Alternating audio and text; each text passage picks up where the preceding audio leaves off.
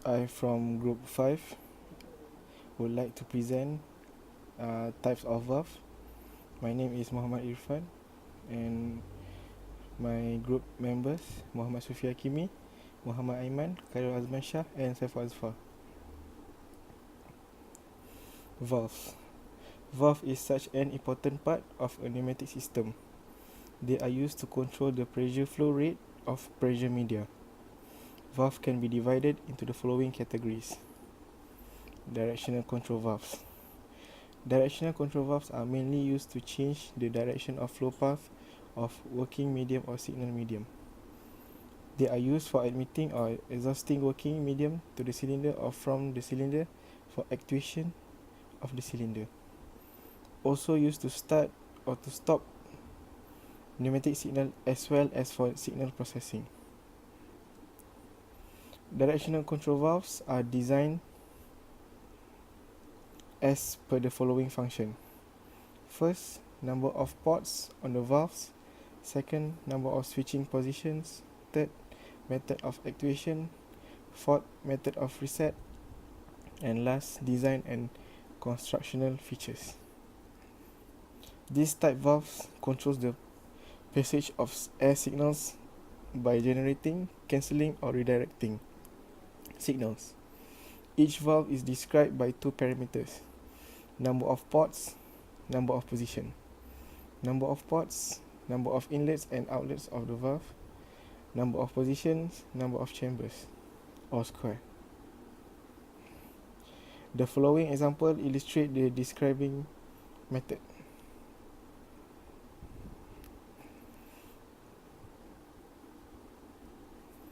Table shows some of the activation methods.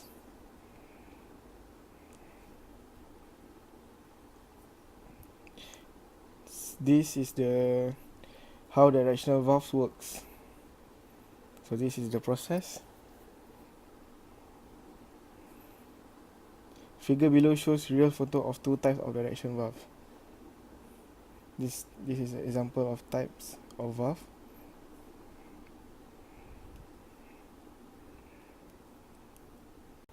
Section B, non-return valves. Basic for the development of many combined components.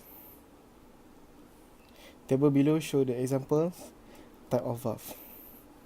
Spring-loaded check valve, shuttle valve, dual pressure valve, quick exhaust valve, and check valve. And this is the symbol for each valve. Application: signal processing devices. To meet the requirement of various conditions, signal processing devices are often used. The gates or valves are used depend on the required condition. OR gate, shuttle valve. To select one of the two input signals. Second, AND gate. We use two pressure valve, which the function is to combine two input signals at the same time. And last, NOT gate. We use three two-way open pilot operated directional control valve. Function is used to negate the function. Shuttle valve. An input signal can be applied on either side of the valve to obtain output signal. A small aluminium or plastic ball is used as the shuttle. It blocks the port opposite to the input signal. So this is the circuit or combination without shuttle valve. And this use shuttle valve. Two pressure valve. Input signal applied on any side will block the signal passage.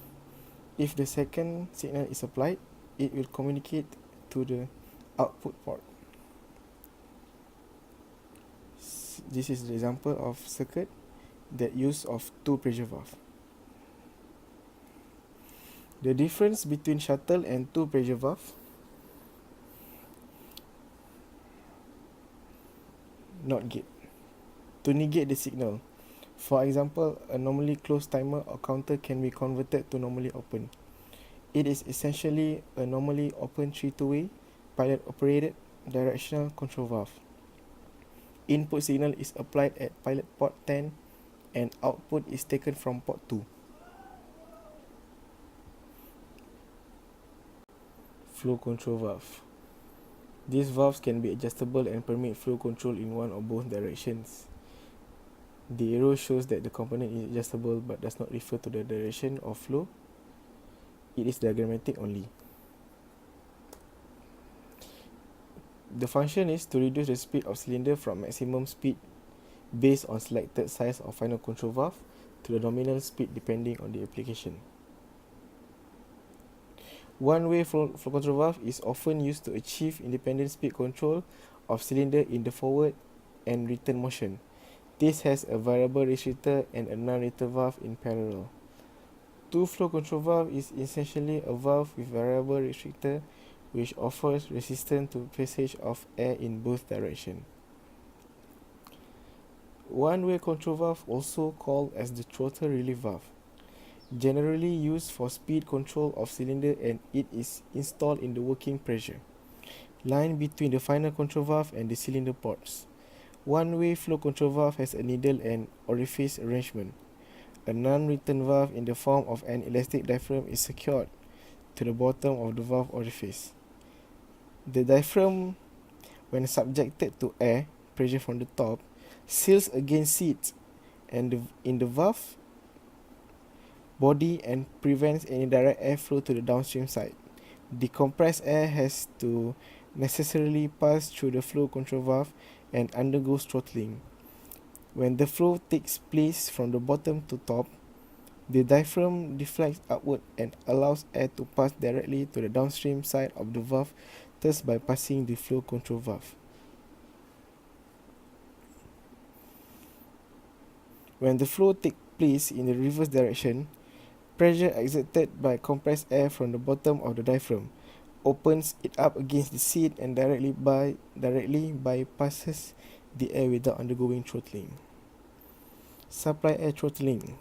Supply air entering the cylinder through either of the working ports undergoes throttling as the non-return valve is closed in direction of flow.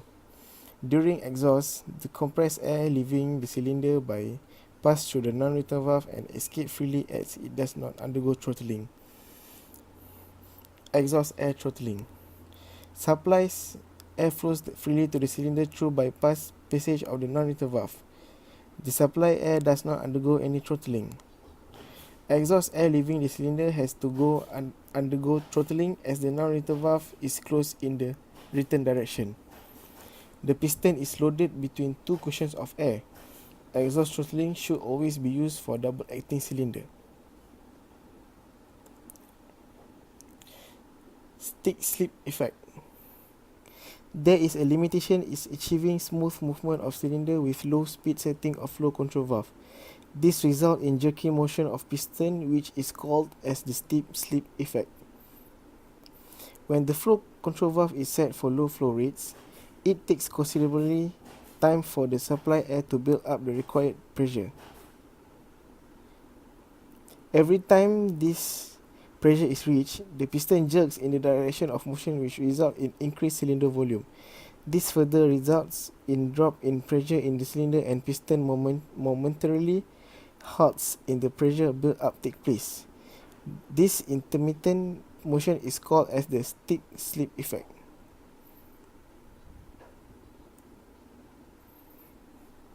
Quick exhaust valve. The function is to increase the piston speed during retraction of the cylinder to save the cycle time. Supply port 1 is connected to the output of the final control element, directional control valve. The output port 2 of this valve is directly fitted onto the working port of the cylinder. And the port 3 is left to open the atmosphere. Forward motion. During forward movement of piston, compressed air is directly admitted behind the piston through ports 1 and 2. Port 3 is closed due to the supply pressure acting on the diaphragm. Port 3 is usually provided with a silencer to minimize the noise due to exhaust. Return motion. During return movement of piston, exhaust air from cylinder is directly exhausted to atmosphere through opening 3. Port 2 is sealed by diaphragm. Thus, exhaust air is not required to pass through long and narrow passage in the working line and final control valve. pressure control valves. In order to avoid hydraulic system damage, power wastage, and overheating of the hydraulic fluid circuit, designer use a variety of cleverly designed systems to control maximum system pressure and pump flow during non-action periods. Pressure control valves are used in hydraulic system to control actuator force and to determine and select pressure levels at which certain machine operations must occur. Functions limiting maximum system pressure at a safe level, regulating or reducing pressure in a certain portion of a circuit, any other pressure related function by virtue of pressure control, reducing or stepping down pressure levels from the main circuit to a lower pressure in sub-circuit. Classification of pressure control valve. Adjustable pressure regulating valve, non-relieving type, and adjustable pressure regulating valve, relieving type. Sequence valves, external source, inline, and sequence valve combination. So this is the diagram, non-relieving pressure regulators. Non-relieving pressure regulators work by restricting flow rather than venting it should overpressure occur. The regulator restricts flow when the pressure gets too high because the pressure acts on the diaphragm, forcing it up against the spring pressure. The diaphragm has what is called a poppet attached on the end of it, which is drawn up with the diaphragm and restrict the passing airflow.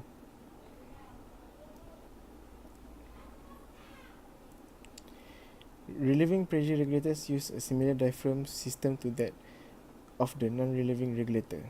The diaphragm drop is the outlet pressure is too high, closing the inlet valve and opening the outlet vent.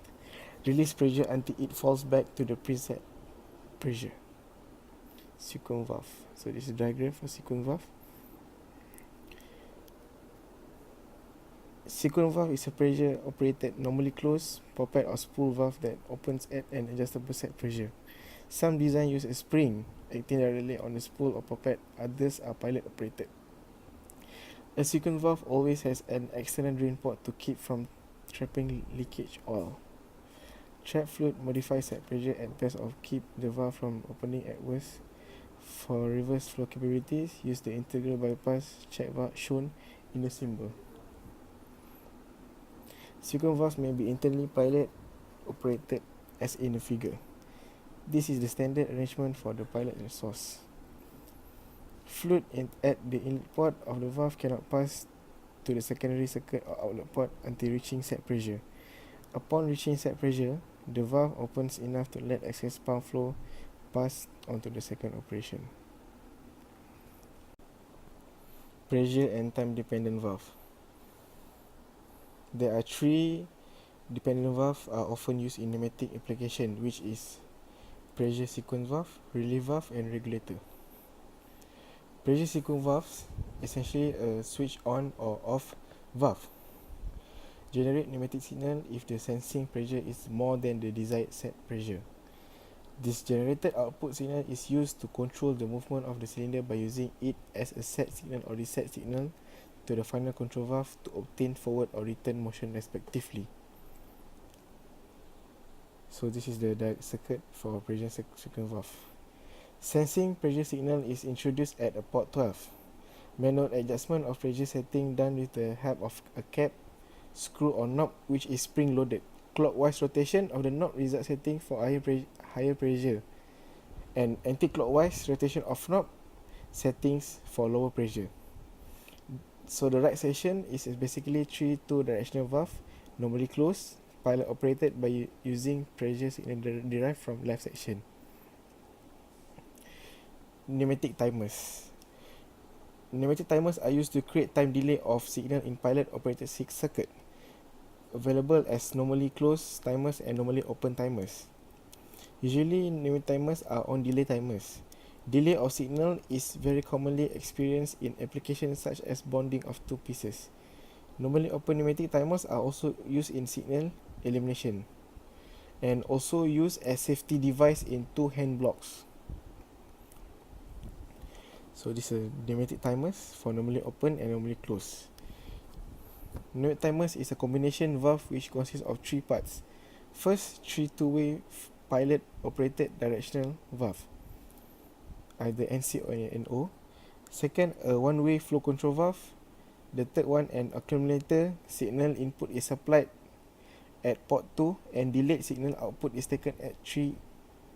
A signal source is connected at port 2. Application of time delay valves. Pneumatic time delay valves are used to delay operate where time-based sequence are required. This shows construction of a typical valve. This is similar in construction to a two-way pilot operated valve, but the space above the main valve is comparatively large and pilot air is only allowed in via a flow reducing needle valve. There is a thus time delay between application of pilot to port Z and the valve operation, as shown by the timing in diagram. The time delay is adjusted by the needle valve setting.